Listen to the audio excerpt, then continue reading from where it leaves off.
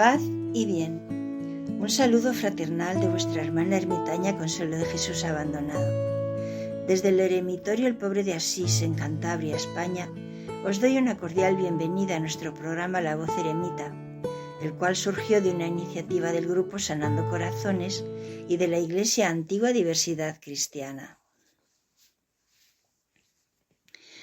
En Segunda de Reyes, capítulo 11, versículos del 1 al 3, leemos: Cuando Atalía, madre de Ocosías, se enteró de que su hijo había muerto, ordenó matar a toda la familia del rey.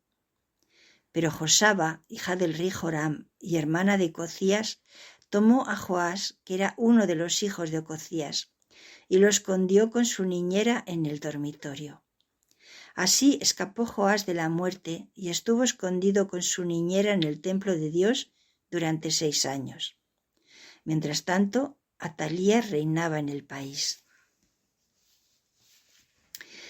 Existe un paralelismo sorprendente entre la relación de Israel con Judá y la de los descendientes de Caín y los de Set.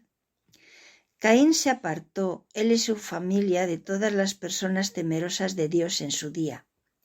Años más tarde, las hijas de los cainitas tentaron a los hijos de Set y acabaron preparando los acontecimientos que propiciaron el diluvio universal.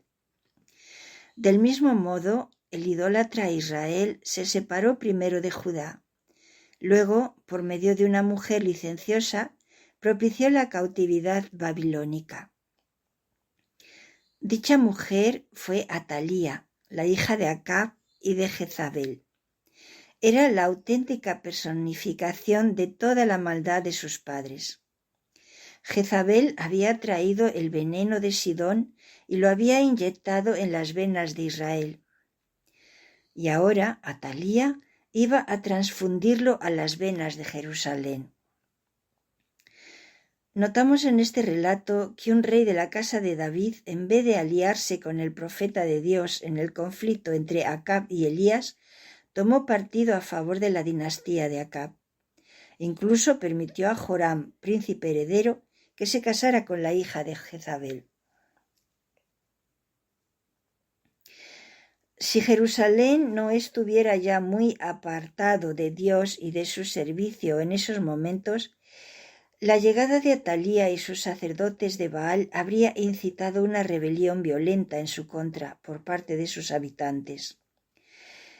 Pero no ocurrió tal cosa. Al contrario, Atalía pasó a regir Israel algunos años después de ser proclamada reina. En bastantes aspectos, Atalía se parece a su propia madre Jezabel, y lo que hizo Atalía en Jerusalén es similar a lo que había hecho Jezabel en Jezreel, en Samaria. Aparecieron en Jerusalén templos a Baal por todas partes. La mundanalidad prevalecía y los que aún temían a Jehová prefirieron partir de Jerusalén. Pero Jehová llamó a Jehú, un rey de Israel, el cual fue ungido por el profeta Elías para eliminar la dinastía de Acab en Israel y dio muerte al hijo de Atalía, Ocosías. En venganza, Atalía decidió exterminar a todos los otros hijos de Joram, su esposo, posibles herederos del trono, y se puso ella misma al frente, pero tan solo reinó 6 años, puesto que fue ejecutada y a continuación todos los altares de Baal fueron derribados. Parece no tener límites la capacidad para hacer el mal en una mujer que no reconoce los límites de su propia naturaleza humana o que rehúsa aceptar las limitaciones que Dios ha establecido. En contrapartida, en el relato de esta historia bíblica se nos habla de otra mujer llamada Josaba, hija del rey Joram y hermana del rey Ocosías. A pesar de ser una princesa, a Josaba no le interesaba la vida fastuosa de la corte ni las intrigas palaciegas. Era una mujer sencilla y llena de fe. Se casó con un sacerdote y vivió una vida semi-recluida en el templo. Tendría probablemente una gran calma interior con una mente clara que supo cómo actuar cuando los hombres se mostraban indecisos. No creo que tuviese la intención de ser una heroína, pero sí había comprendido lo que estaba en juego. Quería salvar la vida del heredero legítimo al trono y sabía que tenía que ponerse en acción aunque le costara la vida. Fue y raptó a su sobrino Joás, el niño, a un bebé, cuyo nombre significa dado por el Señor. Lo llevó al templo, al lugar de la morada de Dios, y con la ayuda de su esposo mantuvieron ocultos al futuro rey y a su nodriza hasta que llegó el momento adecuado para revelarlo al pueblo. También ayudó mucho el hecho de que el poder real no incluía el derecho de registrar el templo. Por 6 años mantuvieron oculto al heredero del trono para protegerlo de la cruel reina. Durante esos años se le instruyó en las cosas del templo. Josaba no solamente tuvo la valentía de salvarlo, sino también la sabiduría para discernir lo que debía hacer. En el 7º año de la vida de Joás, el esposo de Josaba supo que había llegado la hora de actuar. Hizo un pacto con los capitanes y los guardas para que protegieran al niño Joás. Era hora de deshacerse de la reina malvada. Cuando su plan dio resultado, sacaron al niño y lo sentaron en el trono, porque era el rey legítimo. Hasta el día de hoy, la historia nos recuerda a Josaba por ser la princesa que tuvo el conocimiento y la valentía suficientes para hacer lo que debía hacer. Esto es, lo correcto y lo justo, salvando así el linaje de David. Al reflexionar sobre esta historia breve pero significativa, vemos que ella nos invita a determinar en qué áreas de nuestra vida la necesidad o el instinto de preservación pudiera impedir o frenar el hecho de que seamos usados por Dios para un propósito mayor. Josaba debió de estar aterrada. Su adrenalina debía correr por sus venas pensando en las posibles consecuencias de su acto y calculando el costo. Aún así, respondió con valentía y coraje a la crisis de su tiempo y terminó salvando el linaje del cual nacería Cristo, el Redentor.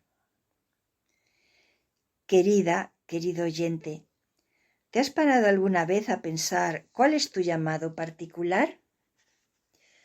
Y si lo has hecho, ¿cómo lo piensas responder? ¿O cómo lo has respondido ya? Estamos llamados y llamadas por Dios a cambiar el mundo.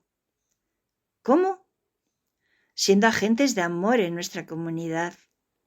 Josaba fue un agente de amor al rescatar a ese niño por el bien de las generaciones futuras. ¿A quién podemos nosotros amar proporcionándoles seguridad y equipándoles para el futuro? Josaba se arriesgó mucho al hacer el bien. Preservó el linaje de Cristo para que pudiera seguir existiendo. Ahora nosotros tenemos el privilegio de ser la luz de Cristo para el mundo. El linaje fue preservado de tal manera que ahora tenemos la capacidad de formar parte del plan de Dios y somos capacitados por medio del Santo Espíritu de traer el cielo a la tierra. Con los dones que Él nos da, podemos ser luz en este mundo y repartirla entre los que andan en tinieblas. ¿Qué estás dispuesta a arriesgar para librar del maltrato al inocente o de la injusticia, de los abusos? ¿Quién o qué en tu comunidad está en peligro?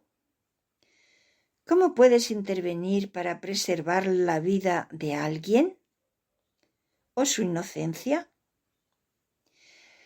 Vivir como luz significa amar a los marginalizados, cuidar a las viudas, a los huérfanos, aun si ello conlleva poner nuestra vida en peligro, ya sea nuestra vida física o nuestra manera de vivir. Conlleva escuchar cuidadosamente antes de actuar, adquirir sabiduría y luego cumplir nuestro llamado. Esto exige valentía. Hacer el bien siempre incluye la esperanza y la determinación. Josaba se había decidido por hacer el bien asumiendo las posibles consecuencias. Su nombre significa el Señor es el juramento. Ella vivió y obró basándose en la verdad del Señor. Esto es más que una simple apariencia de valentía.